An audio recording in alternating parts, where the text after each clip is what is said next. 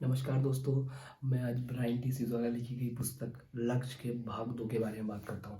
वो कहते हैं कि जब मैं 21 साल की उम्र का था, तब मैं एक इमारत बनाने वाले मज़दूर का काम करता था और मैं एक अपार्टमेंट के छोटे से कमरे में रहता था। कपकपाती ठंड थी बाहर, इसकी वजह से रात को बाहर जाना संभव नहीं हो पाता था। इसलिए मैं हमेशा एक अपने कमरे के अंदर ही रहता था। इसलिए मुझे ज़्यादा सोचने का समय मिल जाता था दोस्तों। वो कहते थे कि मुझे ज़्यादा सोचता था, ज़्यादा सोचने का समय मिल जाता था। और एक दिन वो कहते हैं कि मेरे दिमाग में ऐसा विचार आया कि उसने उनकी पूरी ज़िंदगी बदल दी। उनकी दिमाग में उन्होंने बोला कि मुझे कोई बचाने वाला नहीं है, मेरी कोई भी मदद करने वाला नहीं है। अभी मैं जो भी हूँ, जिस भी स्थिति में हूँ, उसका ज़िम्मेदार सिर्फ़ मैं हूँ। दोस्तों वो कहते थे कि मैं घर से पहले ही निर्णय करके आ गया था कि मैं अब घर लौट के घर वापस नहीं आऊँगा। तो वो कहते थे कि मुझे बचाने वाला कोई भी नहीं है। तो इसलिए दोस्तों वो हमेशा उनकी जो दिमाग में उन्होंने सकारात्मकता सबसे महत्वपूर्ण उन्होंने माना है कि सकारात्मक सोचना आदमी की शक्ति को बढ़ाता है। सकारात्मक सोच आदमी की शक्ति को बढ़ाता है। जो आपकी खुशी के जो सबसे बड़ा शत्रु जो है वो नकारात्मक सोच और नकारात्मक भावनाएँ हैं।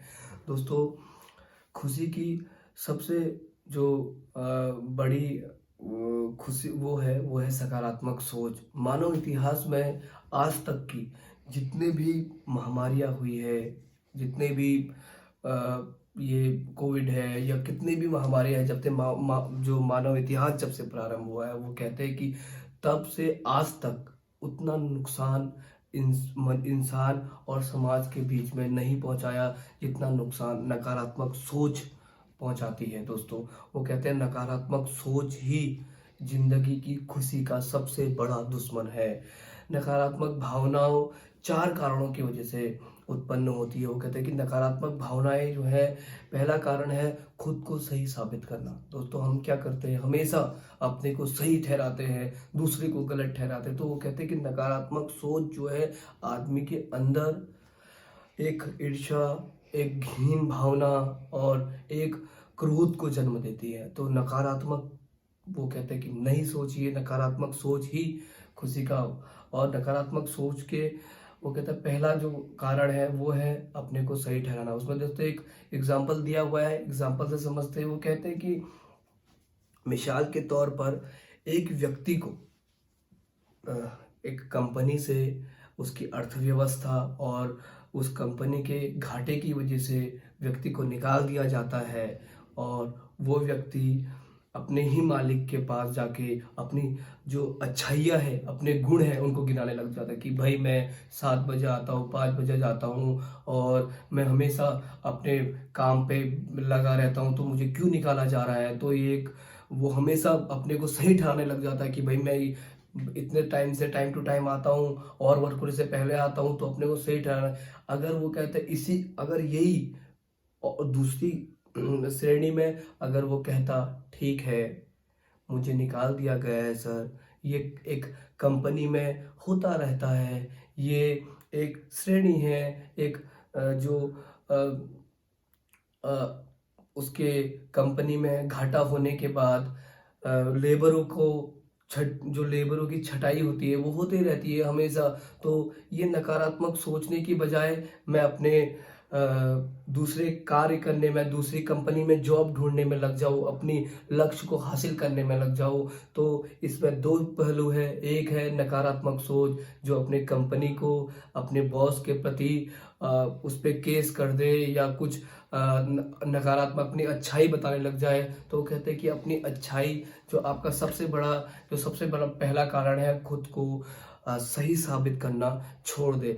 दोस्तों दूसरा है बुद्धि संकट बहाने बनाना छोड़ दे। कहते हैं कि बुद्धि संकट बहाने मत बनाइए। जैसे हम कहते हैं कि भाई मेरे साथ आ जाओ, मैं तो बहुत अच्छा आदमी हूँ। और जैसे शराबी लोग कहते हैं कि शराब पीजिए, इससे नींद अच्छी आती है। उनके दिल को पता होता है कि ये गलत चीज़ है, पर फिर भी वो क्या धारणा देते हैं लोगों को कि ये अच्छी है, बहुत अच्छी नींद आती है, बहुत अच्छा आनंद आता है। तो इसलिए वो कहते हैं कि बुद्धि संगत बहाने बनाना छोड़ दे।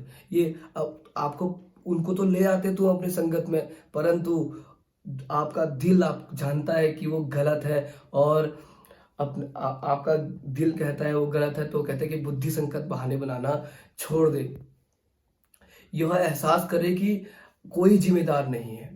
ज़िम्मेदार कोई भी नहीं है। जो भी आप हैं, जिस स्थिति में हैं, जितना कमा रहे हैं आप, जितना आपने सोचा हुआ है, जितना आप सोचा हुआ है उतना ही आप कमा रहे हैं। एक ज़िम्मेदारी का एहसास करें, ज़िम्मेदारी का एहसास करें, ज़िम्मेदारी मानने तक ही आपका जो है ज़िम्मेदारी का इलाज, ज़िम्मेदारी को स्वीकार करना है। मैं ही ज़िम्मेदार हूँ कहने से ही आपकी जो नकारात्मक सोचने की शक्ति है वो खत्म हो जाती है। सिर्फ एक 3 शब्द याद कर लीजिए जब आपको गुस्सा आता है, और जब आप किसी से थोड़ा-सा तेज़ आवाज़ से बोलते हैं, तो बस 3 शब्द आप बोल दीजिए कि मैं ही ज़िम्मेदार हूँ। दूसरों को दोष देना छोड़ दीजिए। कभी गलती हो जाए तो बस अब मुझे अफ़सोस है बोलना सीखिए। और वो तीसरा, और वो बोलते हैं कि एक न्यूयॉर्क में एक अध्ययन हुआ, उसमें कुछ लोग ही, जो लोग अपने को सेल्फ एम्प्लॉयड की तरह जिस कंपनी में, अगर कोई कंपनी में काम कर रहा है, तो अगर वो सेल्फ एम्प्लॉयड की तरह काम कर रहा है, तो वो खुद उन्होंने देखा कि वो सबसे ज़्यादा सक्सेस है। अगर आप किसी कंपनी में काम कर रहे हैं, तो जैसा एक बॉस सोचता है, जैसा उस कंपनी का मालिक सोचता है, वैसे सोचिए, ज़्यादा काम करिए, ज़िम्मेदारी स्वीकार कीजिए।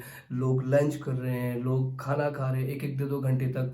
आप सिर्फ़ खाना खाने में, लंच करने में 10 से 20 मिनट लगता है, तो बाकी टाइम काम करिए, 2 घंटा एक्स्ट्रा काम करिए, ज़िम्मेदारी स्वीकार करना स्टार्ट कीजिए। ज़िम्मेदारी आप अगर एहसास करने लग जाएगी, ज़िम्मेदारी लेना शुरू कर देंगे, तो खुद आपकी फीलिंग, आप अंदर से खुशी महसूस होने लग जाएगी। ज़िम्मेदारी और खुशी का सीधा संबंध है। जितना आप ज़िम्मेदारी लोगे, आपकी खुशी उतना बढ़ेगी, और आपको जो आपके साथ काम करने वाले हैं, वो भी आपको देख के महसूस करेंगे, और ज़िम्मेदार खुद आपसे आश्चर्य होंगे, और देखेंगे कि आप ज़िम्मेदार बन रहे हैं, तो हमको भी ज़िम्मेदार बनना है। आज के लिए बस इतना ही दोस्तों। अगली वीडियो में फिर आपसे मिलते हैं। जय हिंद, जय भारत। अपनों और अपनों का ख्याल रखें।